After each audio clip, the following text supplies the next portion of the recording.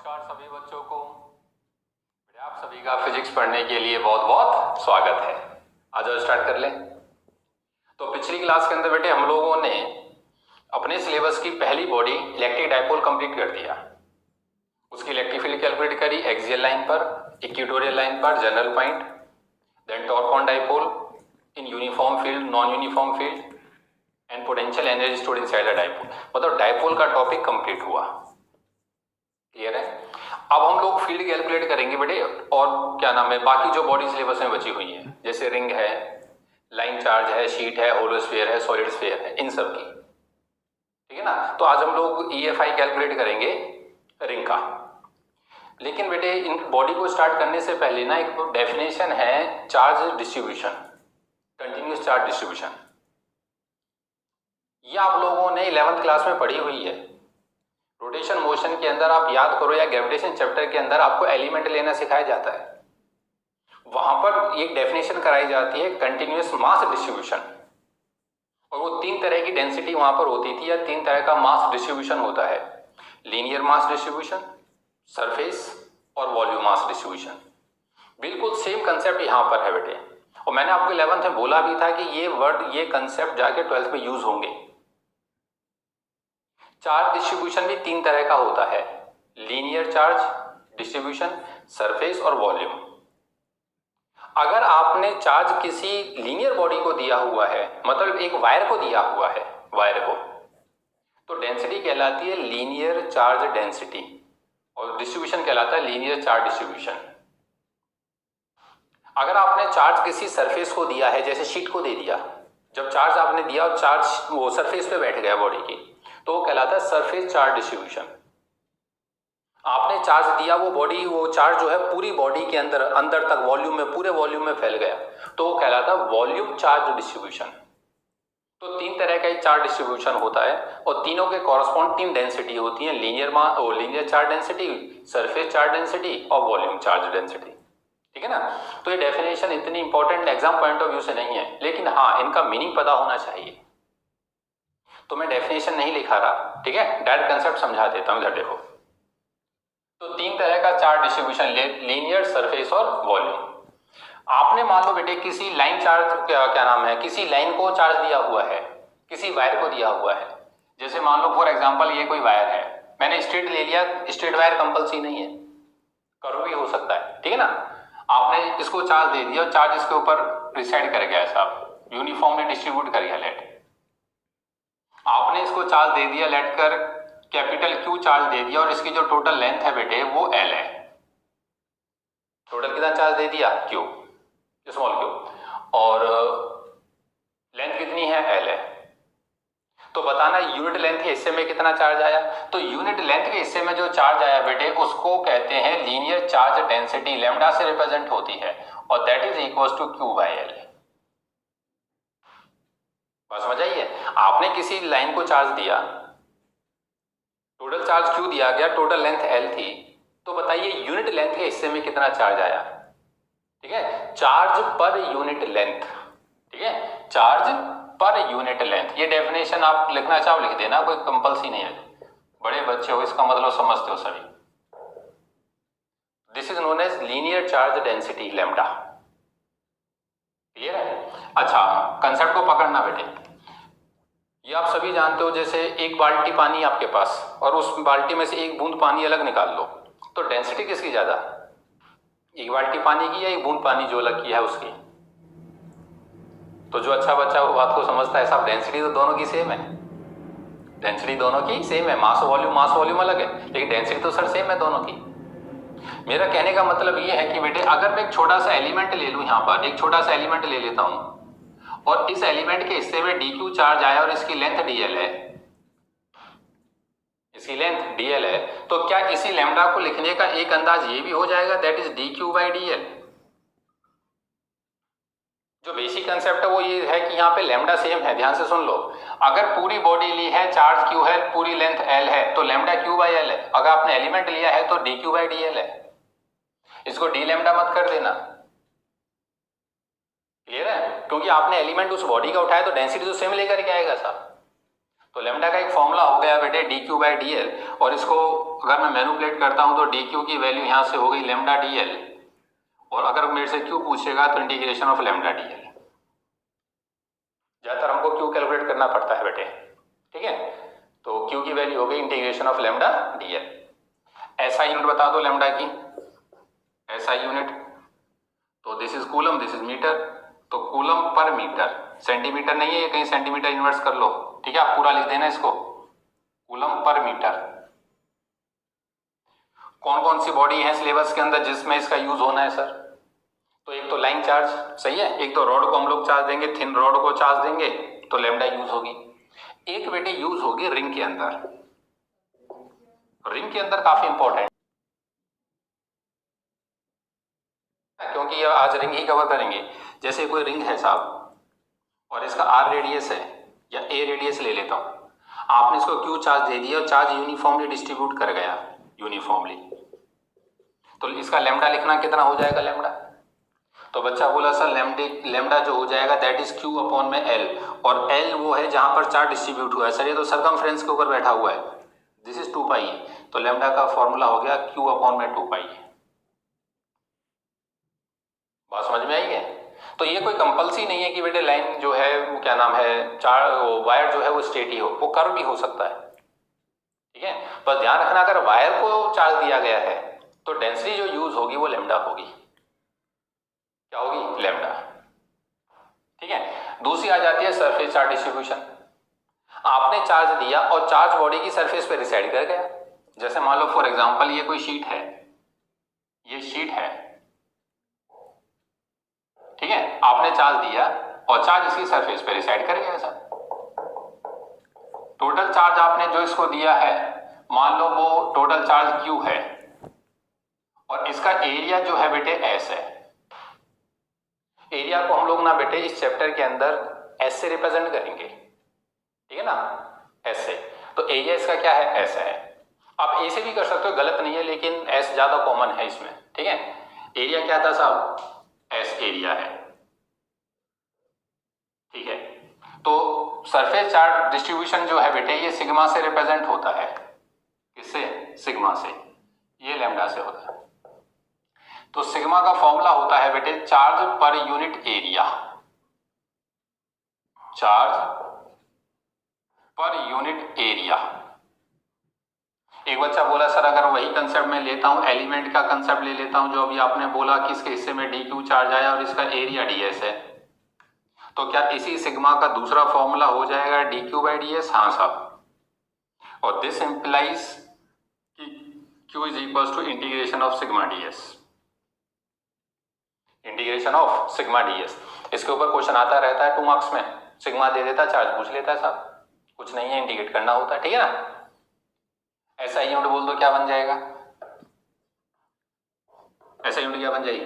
तो सर ये कूलम, ये मीटर स्क्वायर एरिया है, तो coulomb per metre square, coulomb per metre square, ठीक है ना बेटे। अच्छा, सिलेबस में कौन कौन सी बॉडी है जिसमें सिग्मा यूज करना है? तो सबसे इंपॉर्टेंट शीट, एक बेटे स्फीयर।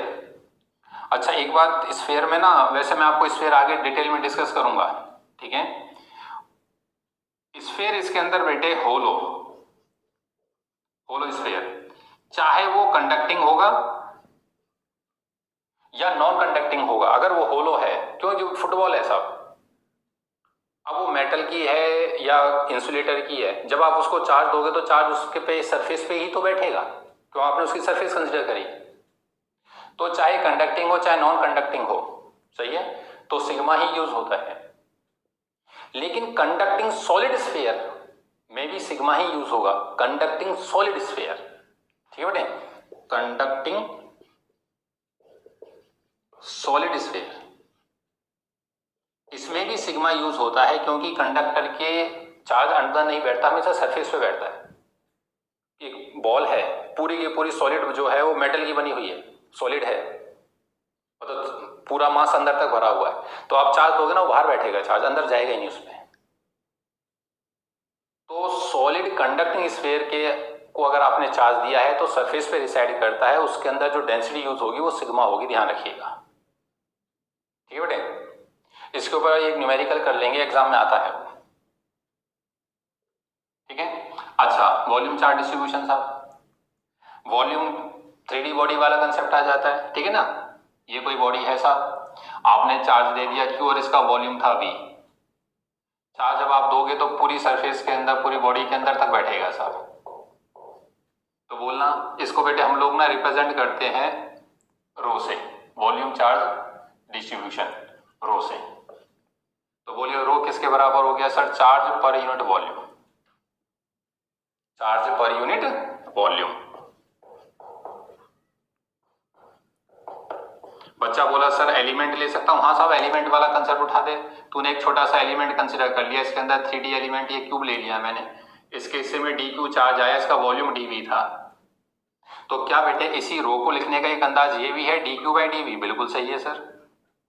तो दिस इम्प्लाइज dq का मतलब इंडिकेट कर दूंगा तो दिस इज रो dv, क्योंकि वैल्यू किस किस में यूज होना है, पहले SI यूनिट लिख दो, SI यूनिट, तो SI यूनिट हो जाएगी coulomb per metre cube, coulomb per metre cube.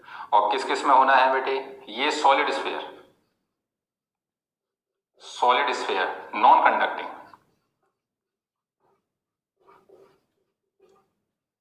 Clear है। हमारे सिलेबस में तीनों डेंसिटी का क्लियर सुन लो, लैम्डा का तो दोनों डेरिवेशन ये हैं, रॉड की EFI कैलकुलेट करनी है, रिंग की करनी है, दो तो ये बॉडी है, शीट है, होलो स्फीयर है, ठीक है, और सॉलिड है।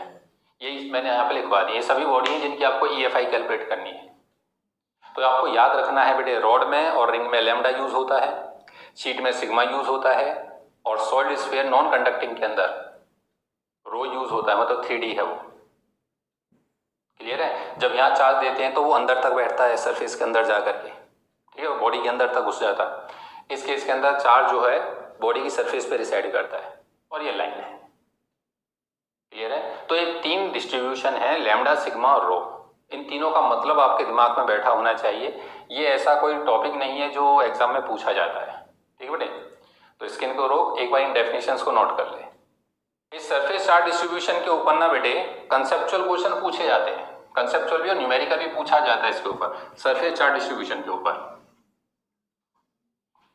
सरफेस चार्ज डिस्ट्रीब्यूशन पे पहला न्यूमेरिकल लिख दे, सिंपल न्यूमेरिकल है, ठीक है, पर पेपर में पूछे जाते हैं बेटे। पहला लिख दे, a charge of 10 microcoulomb is given, a charge of 10 microcoulomb is given to a hollow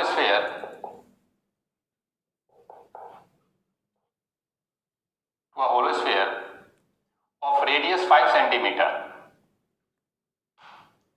Calculate the charge density of the sphere. तो तू एक बार जानता है बेटे कि जब स्फीयर दिया है होलो तो सिग्मा यूज होगा साहब, तो सिग्मा हो जाएगा बेटे चार्ज अपॉन में एरिया। सरफेस एरिया कितना है? सरफेस एरिया है 4πr², क्लियर है। तो 10 माइक्रोकूलम 10⁻⁻6 अपॉन में 4π 22/7 और रेडियस 5 सेंटीमीटर, तो 5 × 10⁻⁻2 का स्क्वायर, ठीक है, ये आंसर आ जाएगा कूलम पर मीटर स्क्वायर, ठीक है। इसको सॉल्व कर लेना, जो भी वैल्यू आएगी। एक सवाल ये पूछा जाता है, इसी क्वेश्चन को पूछने का एक, इसके ऊपर एक क्वेश्चन पूछने का अंदाज ये भी है, क्या साहब? ये हम लोगों ने इंडक्शन में कंसेप्ट किया था, होलो कंडक्टिंग दे देता है इस हिसाब से, और कहता है कि आउटर सरफेस के ऊपर कैपिटल Q चार्ज है, आउटर सरफेस पर कितना है? कैपिटल Q चार्ज, और स्मॉल q चार्ज जो है वो उसके सेंटर पर रख दिया गया, इसके ऊपर, सेंटर के ऊपर, ठीक है बेटे। हमको रेडियस प्रोवाइड कर देता है, अंदर वाले हिस्से का रेडियस a है और बाहर वाले का b है, क्लियर है। ये कोई बॉडी है, कहता है इनर सरफेस का और आउटर सरफेस का चार्ज डिस्ट्रीब्यूशन लिखिए। तो क्वेश्चन बना दे, write the charge density of the given body, या गिवन सिस्टम लिख दो, ऑफ द गिवन सिस्टम। तो एक बच्चा जानता है साहब होलो बॉडी के अंदर सेंटर के ऊपर प्लस क्यू चार्ज रखा हुआ है स्मॉल क्यू, सब ये तो इंडक्शन करेगा। जब ये इंडक्शन करेगा तो अंदर वाली सरफेस के ऊपर यहाँ पर माइनस क्यू दे देगा, तो बाहर वाली सरफेस पर कितना देगा, प्लस क्यू। बोल सही बात है। तो बोलियो अंदर वाले का डिस्ट्रीब्यूशन क्या है, अंदर का, तो वो हो जाएगा चार्ज अपॉन में एरिया, तो दैट इज 4 पाई ए का स्क्वायर। बोल स्टेप सही है। उसके ऊपर चार्ज क्या है, माइनस क्यू है, तो नेगेटिव चार्ज डेंसिटी आ गई, ठीक है ना। तो माइनस क्यू अपॉन 4 पाई ए स्क्वायर। और अगर आउटसाइड का लिखेगा तो आउटसाइड में तुम जानते हो कैपिटल क्यू पहले से बैठा हुआ था साहब, स्मॉल क्यू और आ गया, तो बाहर का चार्ज नेट कितना हो गया, क्यू प्लस क्यू, और सरफेस क्या है 4 पाई बी का स्क्वायर। ये भी काफी इंपॉर्टेंट क्वेश्चन है, इस पर बात समझ में आती है। और ना होल स्फीयर के ऊपर बेटे एक कंसेप्ट और बनता है बड़ा प्यारा। एक कंसेप्ट क्या है, ध्यान से सुनियो। तीसरा कंसेप्ट कि जो सिग्मा है ना वो इनवर्सली होता है, जैसे सिग्मा लिखते हो तो ये होगा चार्ज अपॉन में 4 पाई आर स्क्वायर।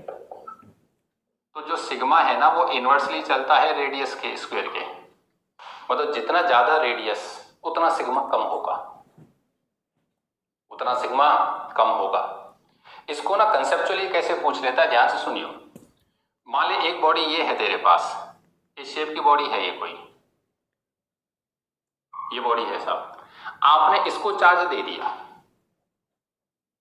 जब आपने इसको चार्ज दिया तो मैं यहाँ पे ना 3 पॉइंट लोकेट करता हूं, ये पॉइंट नंबर फर्स्ट है, ये पॉइंट नंबर सेकंड है और ये पॉइंट नंबर 3 है। तो बताइए किस पॉइंट के ऊपर डेंसिटी सबसे ज्यादा होगी। ये कोई बॉडी है, होलो बॉडी है, इस शेप की है। ये मान लो गुब्बारा है, आपने गुब्बारे का जो टॉप है ना, जहां उसका मुंह था गुब्बारे को पकड़े खींच दिया साहब, कुछ ये शेप आ गई, गुब्बारे को चार्ज दे रखा था। तो बताइए चार्ज क्या यूनिफॉर्मली फैला रहेगा या चार्ज अलग अलग, वो डेंसिटी अलग हो जाएगी, एक ही गुब्बारे के ऊपर हर जगह अलग अलग आई। तो आपको 3 पॉइंट दिए हैं, बताइए किस जगह डेंसिटी हैवी होगी। तो एक ध्यान से समझना है इसके अंदर कंसेप्ट। जो सेकंड वाला हिस्सा है ना उसको ध्यान से देख, लगभग वो फ्लैट है, जो सेकंड वाला पोर्शन है लगभग फ्लैट है। जो पहला है वो ये कर्वेचर है, और जो तीसरा है वो बिल्कुल पॉइंट है, बिल्कुल पॉइंट है। जो तीसरा है तो मैं करता क्या हूं बेटे, इसको ना होल स्फीयर से मान लेता हूं, होल स्फीयर से बना हुआ है। जैसे ये तीसरा जो पॉइंट है ये एक छोटा सा होल स्फीयर है, ये छोटा सा स्फीयर है, ये बिल्कुल फ्लैट सरफेस है। जब ये फ्लैट सरफेस होगी तो ये बहुत बड़ी स्फीयर से बन गई होगी ऐसी, उसके रेस्पेक्ट में ये जो कर्वेचर है ये छोटे स्फीयर का होगा। मतलब एक ही बॉडी के अंदर मैंने अलग अलग रेडियस के स्फीयर कंसिडर कर लिए, तो सबसे ज्यादा जिसका रेडियस होगा सिग्मा उसका सबसे कम होगा। जो सेकंड वाला पोर्शन आएगा ये लगभग फ्लैट है, तो बहुत बड़ा फुटबॉल बनेगा, बहुत बड़ा स्फीयर बनेगा, तो सबसे ज्यादा रेडियस इसका है, सबसे कम सिग्मा होगा इसका। उसके बाद ये आएगा और सबसे ज्यादा सिग्मा